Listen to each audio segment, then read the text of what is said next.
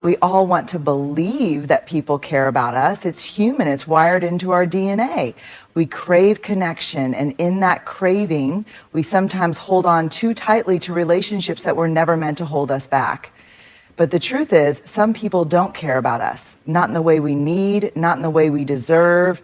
And if we're not careful, we mistake their indifference for something we have to earn our way out of. So how do you know when someone truly doesn't care?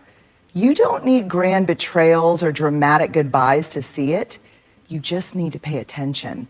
In a world where interactions are often reduced to likes, comments, and surface level exchanges, it's easy to mistake attention for care.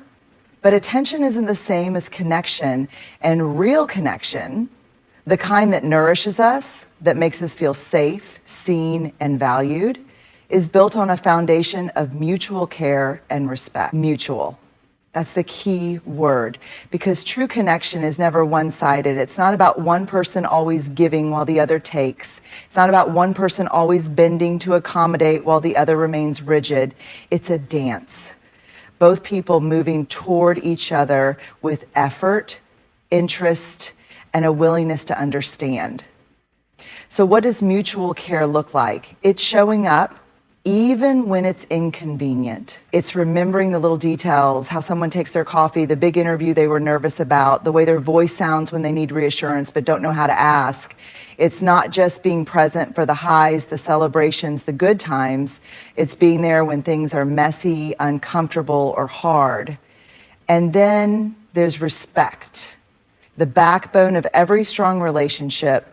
Respect is not just about politeness or good manners. It's about recognizing and honoring another person's boundaries, emotions, and individuality.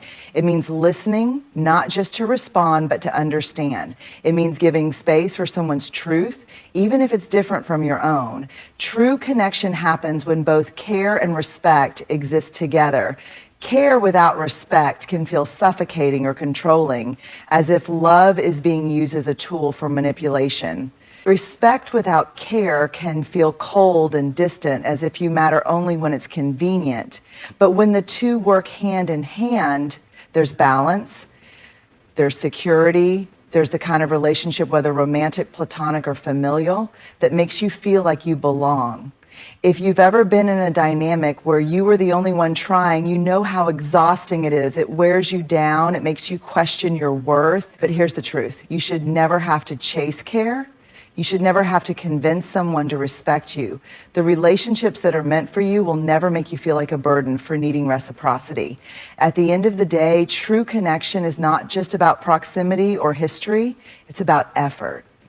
It's about two people choosing day after day to care for and respect each other, not out of obligation, but because they genuinely want to. That's the kind of connection worth holding on to. We spend so much time analyzing what people say to us.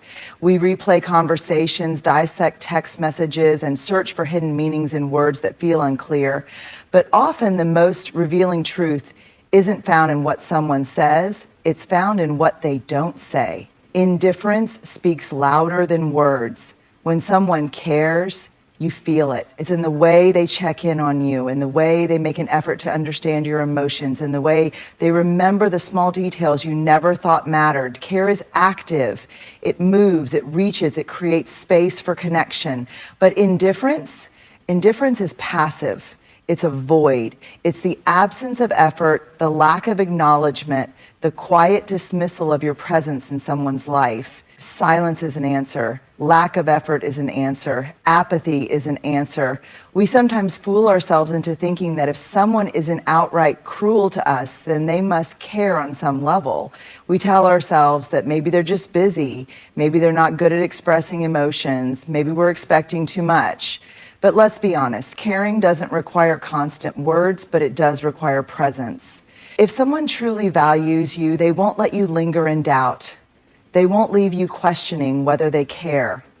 They won't make you feel like you're always the one reaching out, the one trying to maintain the connection, the one carrying the weight of the relationship on your shoulders. Indifference is the friend who never asks how you're doing, even when they know you're struggling. It's the partner who shows more excitement over their phone than in spending time with you. It's the family member who only calls when they need something. It's the colleague who dismisses your ideas without a second thought. It's not always dramatic. Sometimes it's subtle. But over time, it chips away at your sense of worth. It makes you wonder if you're asking for too much when in reality you're asking for the bare minimum. And here's the hard truth. If someone's indifference is making you question your value, it's not your value that's in question, it's their ability to see it. We have to stop chasing people who show us through their inaction that they don't value us. We have to stop making excuses for those who don't make room for us in their lives. Love, friendship, respect, these things don't require begging.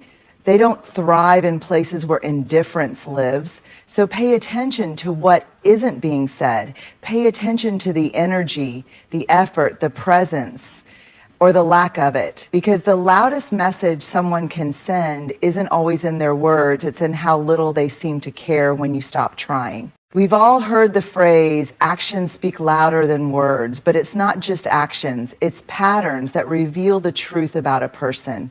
Anyone can make a promise, anyone can say the right things in the right moment. But words, no matter how beautifully spoken, mean nothing if they are not backed up by consistent behavior. Promises are easy, they give hope, they sound reassuring, and they keep people invested. But patterns take time to notice. They tell the real story. They expose habits, priorities, and true intentions. If you want to understand who someone really is, don't focus on what they tell you. Focus on what they repeatedly do. The power of patterns. A person who constantly cancels plans at the last minute, that's not bad luck. It's a pattern of unreliability. A friend who only reaches out when they need something, that's not forgetfulness. It's a pattern of self-interest. A partner who apologizes for hurting you but keeps doing the same thing over and over, that's not an accident. It's a pattern of disregard. People show you exactly who they are through repetition, not through one-time actions. One moment of kindness doesn't make someone a good person, just like one mistake doesn't make them a bad one. But consistent behaviors over time reveal a person's true nature. Promises versus patterns. Promises can be emotional. They feel good to hear. They make us want to believe. They fill the space between who someone is and who we wish they were. But a promise without follow through is just a distraction. Think about the person who always says, I'll do better, but never actually changes. Or the one who says, I care about you, but never makes the effort to show it. Those words may be comforting in the moment, but if the behavior stays the same, the promise was just an illusion. Pay attention to the trend, not the excuse. Why we ignore patterns. The hardest part about accepting someone's patterns is that it forces us to face reality. And sometimes reality is painful. We want to believe people will change. We want to hold on to their potential. We tell ourselves stories. They didn't mean it. They'll get better. Maybe I just need to be more patient. But potential is not a promise. And it's certainly not a pattern. The truth is, we don't need to decode people. We don't need to overanalyze or search for hidden meanings in their words. The answer is always in their consistent actions. When someone shows you who they are, believe them. It's a hard lesson, but an important one. People will always show you who they are. Your job is to believe them the first time. Not when they finally run out of chances. Not when they hurt you one too many times. Not when you're exhausted from trying to justify their actions. Believe them when their actions don't match their words. Believe them when their patterns tell a different story than their promises. Believe them when they consistently show you that they don't respect, value, or prioritize you. Because at the end of the day, someone's real character isn't found in what they say they'll do, it's in what they actually do over and over again. Final thought, if you have to keep hoping for a different outcome, it's because you're ignoring the pattern. And if you're ignoring the pattern, you're choosing the promise over the truth. Stop listening to what people say. Start watching what they do. Because patterns don't lie. We live in a world that often tricks us into believing that our worth is something external. something that can be measured by how much attention, love, or validation we receive from others. We look to relationships, friendships, and social approval to tell us how much we matter. But here's the truth. Your self-worth is not defined by how much someone else values you. It never was. It's easy to fall into the trap of measuring our worth through the eyes of others. When someone loves us, we feel valuable. When someone ignores us, we feel insignificant. When a friend chooses someone else over us, we feel replaceable. When a relationship ends, we wonder if we were not enough. But this kind of thinking gives other people power over something that should belong only to us. Why do we let others define our worth? From a young age, many of us are conditioned to believe that our value is tied to approval. As children, we learn that being good earns praise. In school, we're measured by grades. In relationships, we're told that being chosen means we're special. Over time, we internalize the idea that our worth must be proven, that we must earn it by being lovable, successful, attractive, or needed by someone else. But here's where that thinking becomes dangerous. When we let other people determine our value, we make ourselves dependent on forces we cannot control. If someone treats us with love and respect, we feel good about ourselves. If someone treats us with indifference, we question our worth. If someone rejects us, we assume we weren't good enough. But think about that for a second. Why should your worth change based on how someone else treats you? Why should the way one person sees you have the power to determine how you see yourself? The truth about self-worth is not something that is given to you by others. It is something you own, something that exists within you, regardless of how anyone else perceives you. A person's inability to see your value does not mean you lack value. Someone's failure to love you does not mean you are unlovable. Being rejected does not mean you are unworthy. People's opinions are shaped by their own experiences, biases, and emotional capacities. Sometimes their inability to appreciate you has nothing to do with you and everything to do with where they are in life.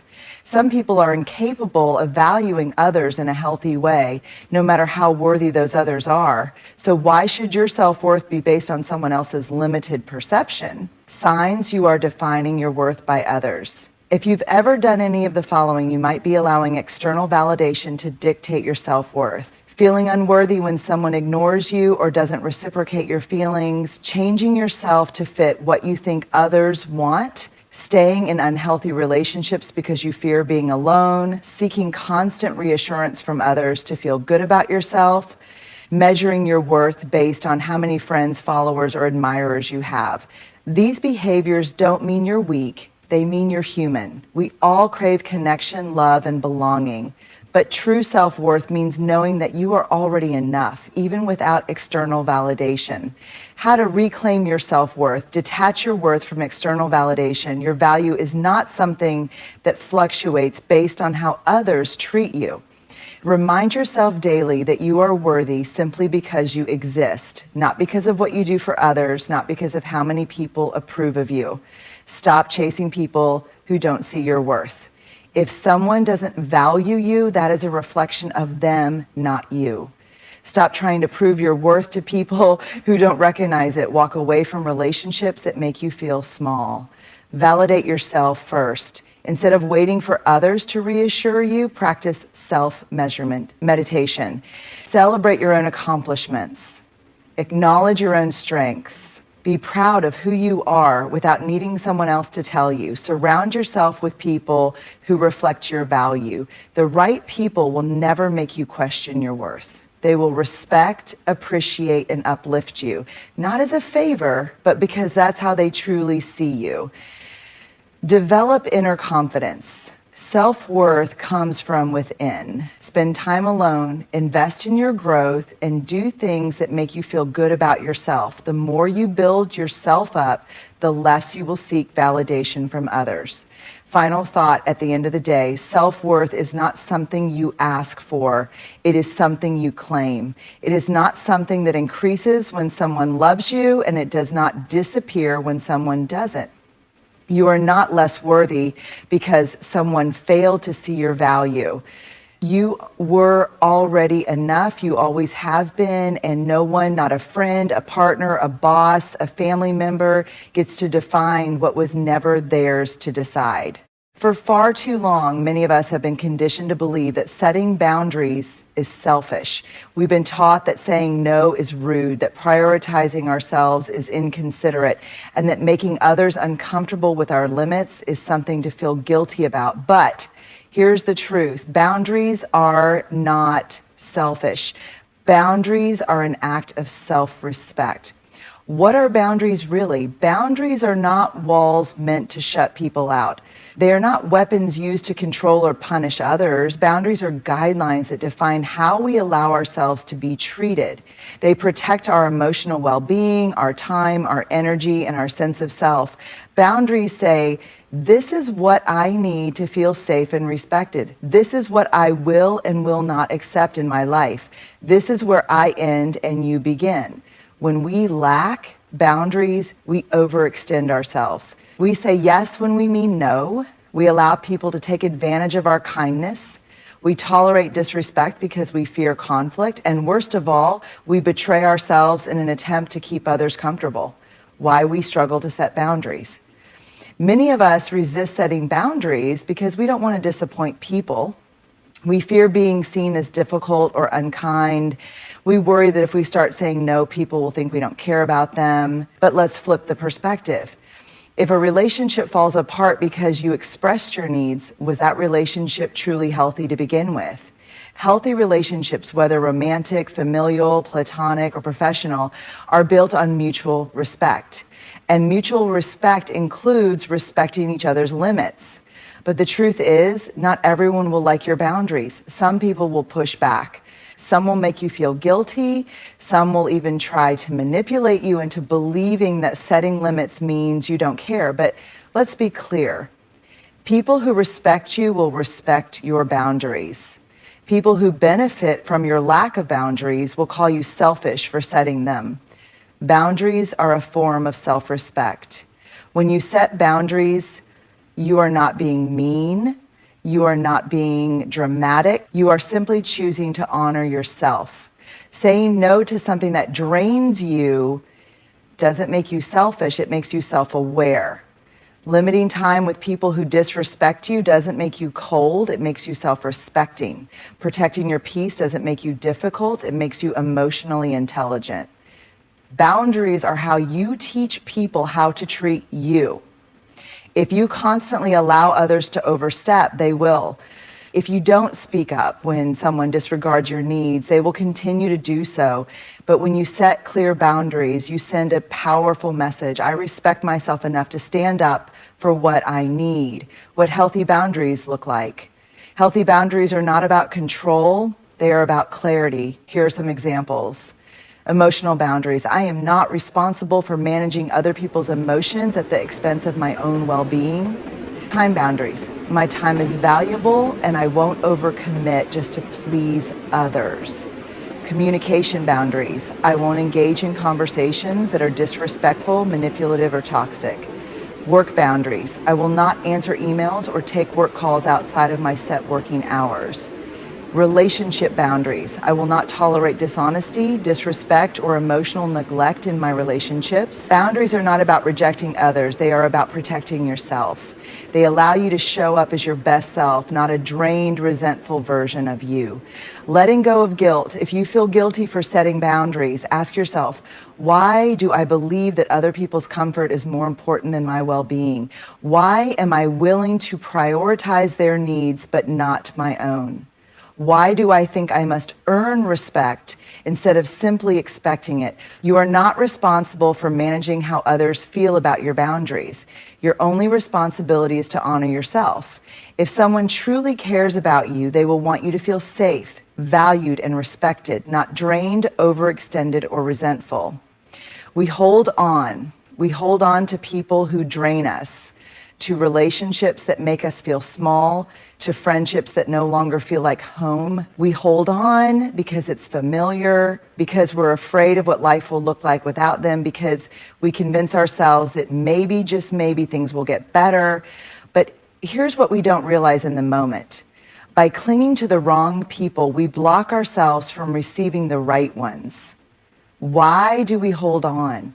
Letting go is hard, especially when we've invested time, love, and effort into a relationship. It's painful to walk away from people we once believed in, people we once shared dreams with, people who were once an important part of our story. We tell ourselves things like, maybe I'm overreacting. What if I never find anyone better? I've already put so much time into this relationship. What if I just try harder? It wasn't always this bad. Maybe things will go back to the way they were. But here's the truth. You cannot build a healthy, fulfilling life if you are constantly making space for people who are hurting you, draining you, or holding you back. When you hold on to the wrong people, you send yourself the message that you don't believe you deserve better.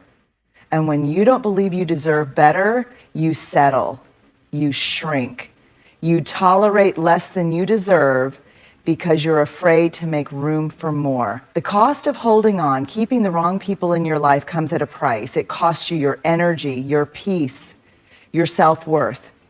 It keeps you stuck in cycles of frustration, disappointment, and unmet expectations. It prevents you from fully stepping into the life you were meant to live. Think about it.